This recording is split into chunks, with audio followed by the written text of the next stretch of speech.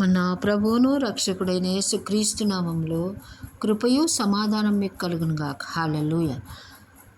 కొంచెముగా ఇత్తువాడు కొంచెముగా పంట కోయను, సమృద్ధిగా ఇత్తువాడు విస్తారమైన పంట కోయును. 2 కొరింథీయులకు రాసిన పత్రిక 9వ అధ్యాయము 6వ వచనం. కొంచెముగా ఇత్తువాడు కొంచెముగానే కోస్తాడంట. సమృద్ధిగా ఇత్తువాడు సమృద్ధి అయిన పంట, దీవెనల పంట కోస్తాడంట. మూల భాషలో దీవెనలతో పంట కోస్తాడంట.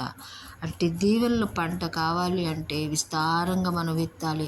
కన్నీటితో ఇత్తువాడు సంతోషగానంతో పంట కోస్తాడని బైబిల్ చెప్తుంది కదా.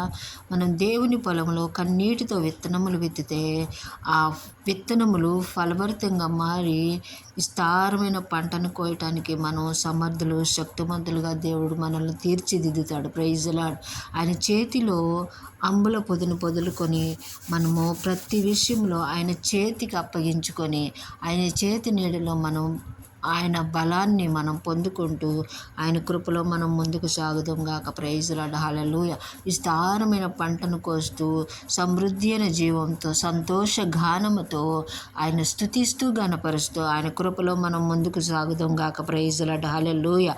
అట్టి కృప దేవుడు మనకు అనుగ్రహించును గాక. ఆమేన్.